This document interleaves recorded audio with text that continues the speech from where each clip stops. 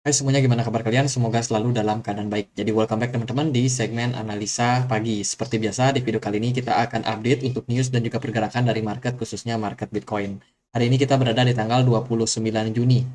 Sorry banget agak terlambat bikin videonya.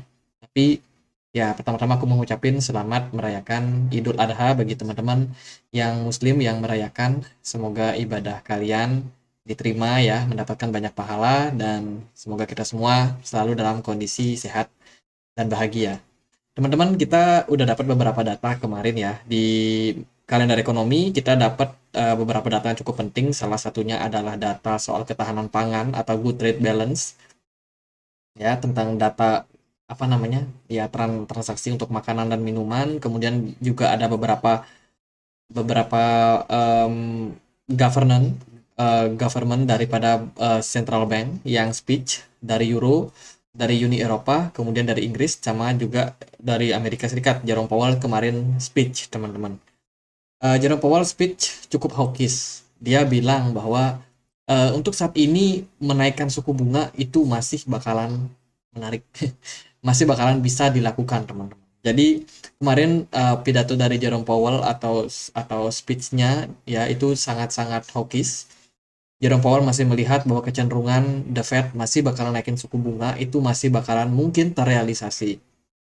Ini terbukti sama konsensus di tanggal 27 kemarin itu terus mengalami peningkatan kembali. Setelah sebelumnya hanya di kisaran 75%, orang-orang yang yakin bahwa The Fed naikin suku bunga 25 basis point di pertemuan FOMC tanggal 27 Juli, ya sekarang udah naik hampir ke 80%. Which is ini sebenarnya adalah sinyal, teman-teman, suku bunga masih belum akan selesai. Pause-nya mereka kemarin itu hanya untuk melihat kondisi respon daripada market.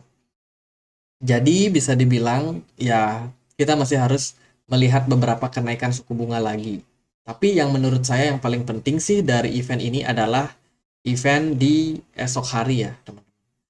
Kalau hari ini ada speech lagi dari Jerome Powell, ini sangat berpeluang untuk hawkish, tapi ini speech-nya di jam 13.30.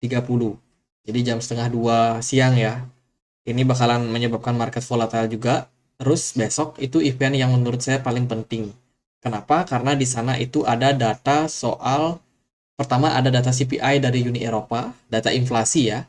Kemudian juga dari Amerika Serikat itu akan ada data PCE serta core PCE. Ini merupakan data yang paling punya proporsi yang besar untuk The Fed, apakah masih bakalan naikin suku bunga atau enggak. Kalau kita lihat dari progresnya, forecastnya ya itu terjadi kenaikan dari PCE mereka, bahkan core-nya itu juga mengalami kenaikan. Maka dari itu menurut saya event hari Jumat besok itu bakalan sangat-sangat berdampak sama posisi dari market, jadi lebih kayak harus berhati-hati, teman-teman. Jadi PCE yang sebelumnya di 4,4% itu diprediksi akan naik ke 4,6% dengan core yang tetap di 4,7 ya, nggak bergerak core-nya. Tapi ini bisa menjadi sentimen yang cukup negatif buat market. Itu beberapa data yang cukup penting, teman-teman, dari pemberitaan lain. Ya, ada FTX yang kabarnya akan segera relaunch lagi. Jadi kemarin kita udah sempat bahas juga ya, ada beberapa perusahaan-perusahaan yang tertarik untuk menjadi investor atau untuk membeli FTX yang kemarin sudah collapse. Jadi akan dibangkitkan kembali, teman-teman, oleh beberapa konsensus daripada sebuah perusahaan yang memang tertarik untuk invest lagi di project FTX ini untuk mengembalikan FTX ya, meremajakan, menghidupkan kembali lah istilahnya. Ya, tapi ini masih belum clear, ini masih sebatas isu aja, teman-teman. Akan terjadi rebranding atau apa nanti ke depannya kita nggak pernah tahu juga. Kemudian ini ada data soal delistingnya altcoin. Teman-teman, bulan Juni ini di tahun 2023 itu adalah puncak delisting banyak altcoin. Ini lebih besar daripada collapse-nya FTX kemarin. Pemicunya apa? Mungkin karena pemicunya adalah dari SEC sendiri yang yang cukup hawkish terhadap yang namanya altcoin. Bagaimana kemarin dia merilis 50-an atau 60 altcoin yang dianggap sebagai securities, dan itu menyebabkan beberapa exchange seperti Robinhood, kemudian juga ada eToro ya yang melakukan delisting koin-koin besar seperti Matic, Cardano. itu di delisting teman-teman. Jadi altcoin ini benar-benar nggak berkutik di tahun 2023 sekarang. Ada banyak koin yang sudah di delisting dan akibatnya delisting ini menyebabkan likuidasi volume perdagangan dari koin-koin tersebut menurun ya. Bikin investor panik juga nih. Gitu. Jadi sebuah sentimen yang kurang begitu bagus. Sementara itu, ini ada berita dari Binance yang saat ini itu diinvestigasi luar biasa oleh EU ya, dari European Union teman-teman, atau Uni Eropa perihal faking account teman-teman. Ini di Irlandia dan juga di Malta. Binance masih dihajar bertubi-tubi kasus demi kasus, investigasi demi investigasi. Makanya untuk sekarang mungkin pergerakan harga BNB juga cenderung agak struggling, agak susah buat naik. Karena memang mereka masih dicerca banyak sekali masalah dan masih belum ada keputusan yang dipublikasikan secara clear apakah Binance ini memang bersalah atau seperti apa. Kemudian ini ada data dari Glassnode, cukup penting menurut saya. Ini adalah perubahan pasokan likuidasi dari Bitcoin yang tetap tinggi di dekat siklus tertinggi karena holding tetap menonjol. Jadi holder saat ini masih dalam posisi yang sangat banyak ya teman-teman untuk Bitcoin. Jadi menurut saya dari data ini menunjukkan bahwa holder masih tetap percaya sama Bitcoin dan juga likuidasinya pun juga masih cenderung tinggi. Kalau kita lihat dari chartnya, yang warna hitam garis ini adalah pergerakan dari Bitcoin, yang warna apa namanya, hijau biru Tosca ya, warna Tosca ya. Warna Tosca ini adalah kenaikan daripada likuidasi supply dari Bitcoin. Sementara yang warna merah ini adalah decreasing liquidity supply atau penurunan. Kalau kita lihat dari datanya, supply dari Bitcoin itu masih cenderung cukup tinggi di market. Artinya banyak orang yang gemar melakukan perdagangan. Jadi itu beberapa data yang cukup penting untuk kita perhatikan. Lalu gimana sih pergerakan dari chart Bitcoin? Bitcoin sendiri so far masih bertahan di kisaran 30.100. Pidato daripada Jerome Powell kemarin sedikit ngefek terhadap Bitcoin, tapi nampaknya Bitcoin masih akan menunggu data PCE yang akan rilis. Kalau kita compare sama pergerakan kemarin, itu ada US dollar yang kembali mengalami tren penguatan. Bahkan sekarang beberapa teman-teman yang biasa saya ajak diskusi ini melihat ini ada potensi dia membuat inverse head and shoulders. Jadi bisa jadi indeks dolar bakalan kembali menguat, apalagi kalau data dari PCE ini ternyata benar. Data dari PCE mengalami kenaikan, itu bisa menjadi sebuah indikasi indeks dolar akan kembali menguat meskipun hanya jangka pendek. Nah, gold kemarin ya masih dalam tren penurunan ya gold, meskipun ada sedikit kenaikan 0,04%, ya nggak terlalu ngaruh. S&P 500 masih dalam posisi tertekan, sementara Bitcoin progresnya ini juga dalam posisi korektif. Bitcoin dominan atau BTC dominan itu terus menjulang naik teman-teman sampai kisaran 1932 yang menyebabkan banyak altcoin yang tertekan.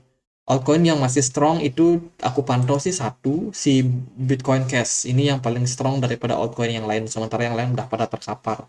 GRT ini udah diskon lumayan parah nih. Matic juga aku perhatikan turunnya juga agak dalam. Ya, itu beberapa altcoin. Kita akan lihat bagaimana progres dari pergerakan Bitcoin. So far sih kalau kita perhatikan dari time frame daily ya, teman-teman, pergerakan dari Bitcoin ini sebenarnya masih dalam progress sideways. Kalau dari saya melihat posisi MACD-nya ini kecenderungannya agak lesu. Sekarang udah mulai agak lesu setelah kenaikan yang cukup impulsif dalam 2 minggu terakhir. Trennya mungkin akan menurun juga. Volume perdagangan juga cenderung menurun. Smart money pun ini kalau teman-teman perhatikan dengan detail ini juga terjadi penurunan. Artinya market cenderung pada wait and see untuk sementara ini. Ya, ekspektasinya sih menurut saya koreksi dulu ya, itu lebih baik sih. Kita udah pasang beberapa target, yaitu di kisaran 28.800 sebagai target pertama, dan di 28.000 sebagai target kedua. Itu sih simple aja, aku ambil dari swing high ke swing low. Di situ kita dapat target koreksi yang cukup realistis untuk dicapai Bitcoin. Karena kalau Bitcoin bisa turun sampai kisaran 28.000, itu kan pas banget sama level-level resistance yang ada di sini. Jadi menurut saya cukup realistis lah level-level tersebut teman-teman. Tapi kita lihatlah kemana market akan dibawa ya.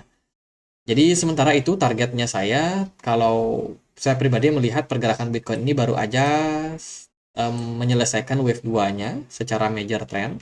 Ini kita hapus dulu biar kita bisa melihat sesuatu yang lebih clear. Jadi sebenarnya analisa saya nggak berubah-berubah sih, tetap aja. Jadi kita udah clear membuat wave 2 teman-teman. Sekarang kita akan running cari wave 3. Tapi kan beberapa pergerakan itu harus dilalui. Salah satunya adalah impulsive wave yang cenderung lebih kecil. Kemarin kita udah benar-benar selesai untuk membuat ya wave 1. Kemungkinan sudah selesai membuat wave 1. Pertimbangan saya adalah dia mentok di level resistance di kisaran berapa nih, 31.000 dan benar-benar terreject di sana. Dan sekarang kita progress untuk create wave 2 ya. Target saya di sana di 28.800. Kalau ini tepat, maka harusnya Bitcoin akan mantul di area-area 28.000 ini, kembali menguat untuk mencari wave 3-nya. Kemungkinan bisa naik sampai berapa? 30-an something. Tapi ini masih belum berani kita ekspektasikan ketiga karena kita masih harus memastikan dulu wave 2-nya ketemu. Jadi kalau begitu ya udah kita tinggal tunggu aja Bitcoinnya bisa koreksi apa enggak, apakah data daripada inflasi ini cukup relevan atau forecastnya cukup relevan sehingga menyebabkan Bitcoin agak sedikit ketekan ketika inflasinya cenderung naik, ya bisa aja teman-teman. Tapi itu sih buat saya sekarang, koreksi dulu ya, koreksi dulu buat market. Kalau dia bisa turun ya lumayan, bisa yang ketinggalan kemarin bisa cicil barang, semoga sempat cicil. Kalau yang masih belum ya terserah sih teman-teman mau mau gimana. Tapi kalau dari saya sih gitu ya view-nya saya. Sementara Bitcoin bergerak di time frame 4 jam ini bergerak di dalam sebuah descending channel, atau ada juga yang bilang ini sebuah symmetrical triangle. Jadi kalau kita lihat dari progres seperti ini, dia mirip seperti symmetrical triangle. Jadi symmetrical triangle ini merupakan pola yang bisa dibilang pola ambiguity ya. Kita tidak bisa tahu pasti arahnya bakal naik atau turun, tapi yang pasti kita cuma bisa melihat dari volume apakah dia akan breakdown ataupun dia akan break up. Jadi itu sih yang bisa kita perhatikan. Kalau sementara sih dia masih bergerak tektokan di sini aja. Ya, kita masih belum clear arahnya bakalan break up kah atau dia justru di sini malah breakdown. Nah, itu yang kita perlu untuk cermati terlebih dahulu karena kita masih belum pasti juga arahnya. Nah, kalau pandangan saya yang lain, ini ada kecenderungan juga Bitcoin ini membentuk sebuah descending channel. Kalau ini memang descending channel dan pergerakan Bitcoin juga cenderung agak sideways di sini, bisa jadi ketika dia dapat momentum di kisaran 60 di 61,8 ini ya, di 61,8 ini, dia bisa jadi reversal pattern bisa terbentuk karena kan kalau kita lihat dari progresnya ya descending channel namanya. Ini harus banyak ngapalin pola-pola kayak gini teman-teman. Jadi kalau polanya memang ternyata Bitcoin ini membentuk korektif dengan koreksi yang terjadi itu mirip seperti ini kurang lebih ya, descending channel, ya bisa jadi arah tren berikutnya adalah kembali bullish, atau ada juga orang yang bilang itu sebagai bullish ya, namanya bullish flag ya, bullish flag kalau nggak salah patternnya adalah bullish flag kayak gini lah teman-teman. Tuh, ini adalah pola dia bergerak di dalam sebuah descending channel tapi koreksinya nggak terlalu dalam. Setelah itu dia malah impulsif kembali mengalami penguatan. Kalau kita lihat dari pergerakan Bitcoin sih menurut saya cukup relevan juga. Tapi apapun lah itu, ini hanya skenario aja. Kita belum tahu arah Bitcoin secara pasti bakal kemana. Tapi semoga aja teman-teman bisa mendapatkan insight dari video ini. Jadi gitu aja pembahasan kali ini, semoga bisa bermanfaat.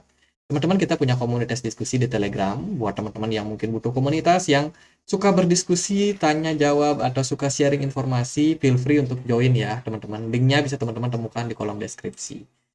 Jadi itu aja, semoga bisa bermanfaat. Selamat merayakan Hari Raya Idul Adha bagi teman-teman yang menjalankan. Akhir kata saya Andri, makasih.